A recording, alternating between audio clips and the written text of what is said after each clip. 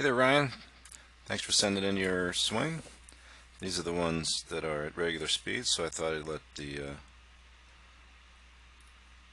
website people watch your full swing at regular speed.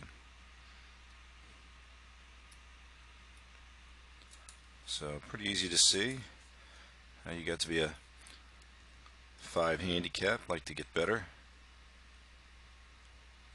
So good athletic move. So what we're going to do now is take a look at it with the iron, and now we can see it in slow-mo. Alright, so a couple things you complained about that you'd like to fix up in the email you sent. So one was, didn't feel like you were loading to the right very well, so we're going to see what happens there.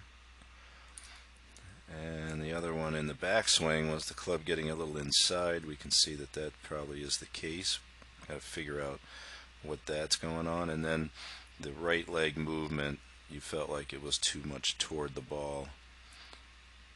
So let's look at that a little closer. So I think the setup here has a ton to do with this. So what I like to do is draw a couple of vertical lines up from the heels and check centeredness at address, and you can see that relative to the middle of your stance, your head is a little bit to the left.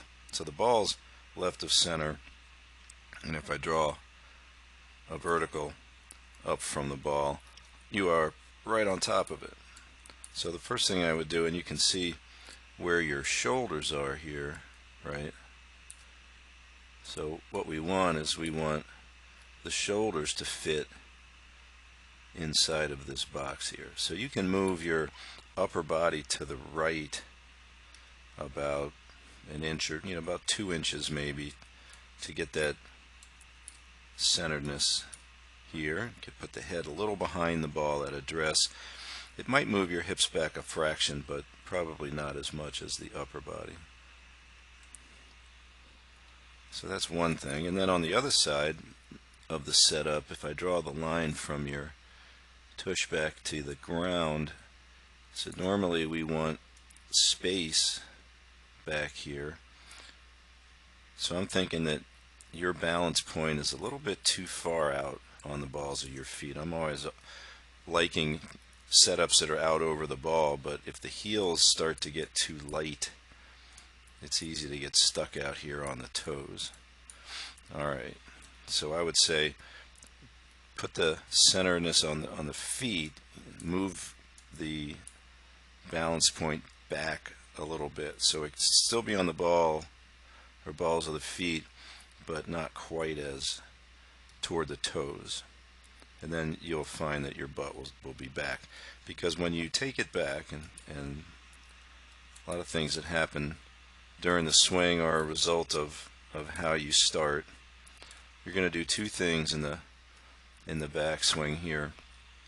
You're going to move too far to the right with your upper body, which, as we've seen, is if your upper is set to the left, you're going to want to move it more to the right. And then if you're on your toes a little bit, you're going to want to move up and away, and the right leg just has a tendency not to want to deepen enough if you start too far out there. So let's take a look. So from the face-on view, we're going to see a trigger movement that gets pretty active. So we're going to see a little rightward jog and a shrug of the shoulders. Now from face on, we can't see the upwardness. Now watch we can really see it here. Look at the right shoulder right up here. It's going to shift forward right there. So there's all sorts of things happening there muscularly. You're protracting your right shoulder blade, so you're pushing your upper arm forward as you start back. So if you watch your legs, your right leg is going to sit. So right off the bat we're going to lose a little bit of pelvic tilt. We're going to flex the knees toward the ball. The arms are going to get a little tight. The head's going to go up and away a little bit. So watch again the forehead line here. So we get lift, get the head moving away. You can see the right leg is, once it's flexed, it holds its position.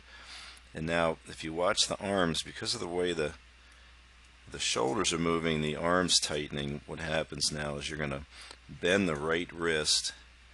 You're going to leave the left wrist arched, so we're not adding any upwardness to this. And that club head is going to swing low to the ground. So when the handle goes up like this, now this is not something that's killer in itself to raise the grip up like that, but when you raise the grip up, you've got to keep the entire club up above that plane line. So we can't let the head wrap around. So what we've got here is we need more elevation in the club. So as you take it away like this, we just want that club to stay over here more. So the feeling there would be like the whole thing would go out in this direction to start with. And if you're going to flatten the left wrist by using the right and the right forearm takeaway, we've got to get the club to come up a little bit more.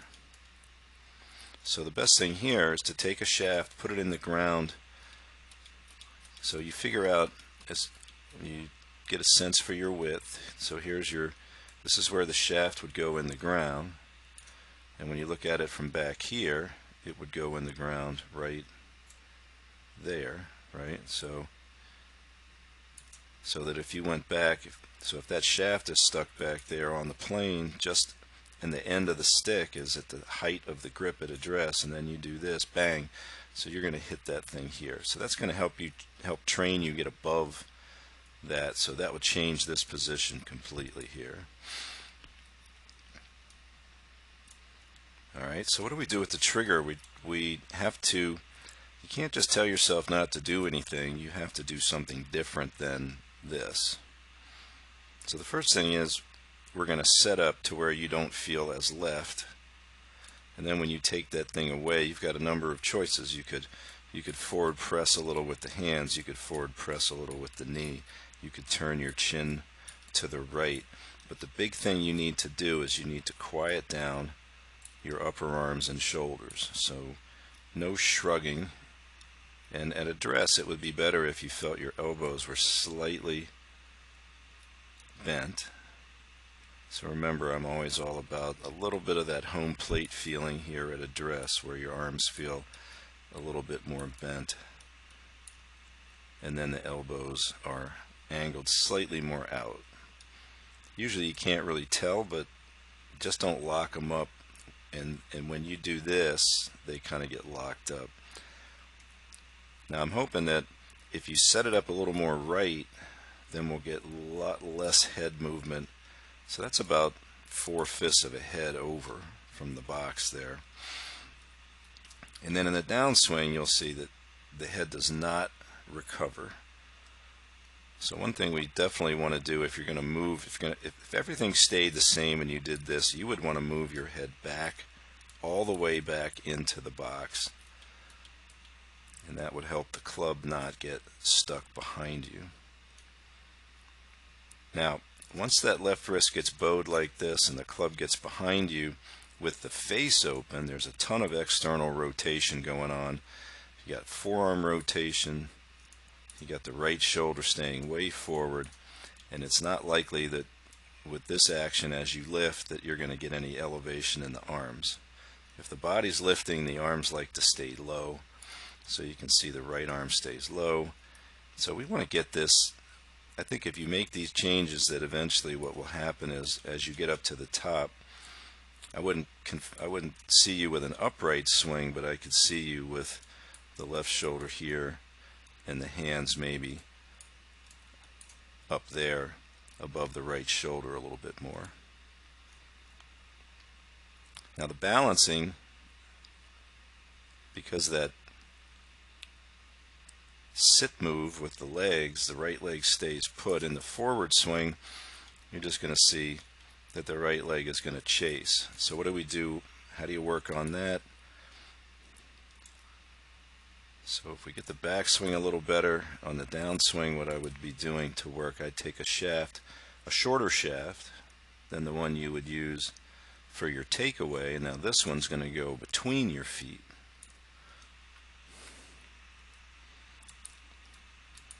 So that would look like that.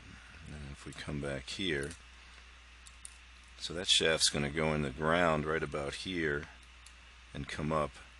So what we're looking at is trying to get the right leg to drive, not bumping into the stick, but working inside and past it to that side of it, to the left. So we're going in this transition move right here.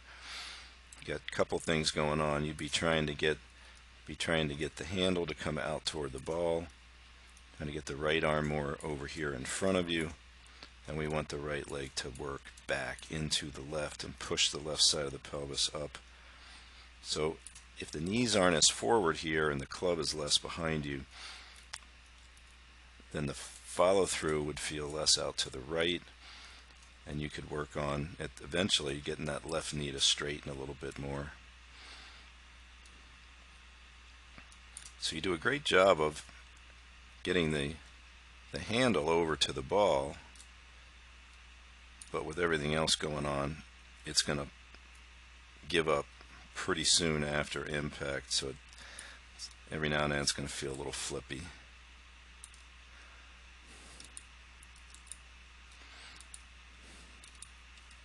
Alright, so just to summarize, we're going to center the setup, and we're going to get it a little less leaned out on the balls of the feet, just a little bit less. We're going to try to quiet down the trigger,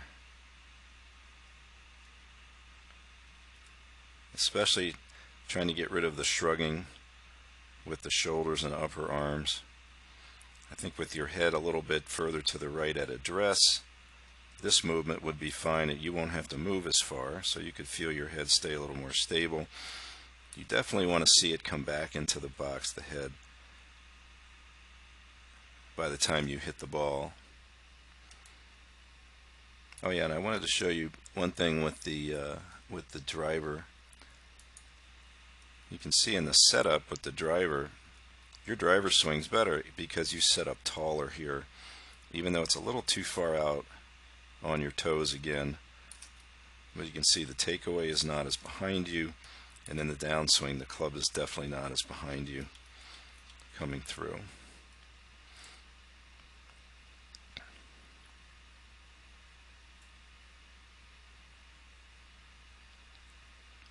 Alright, so check that out, practice it for a couple of weeks, and then maybe send a couple swings. We'll see how it's going.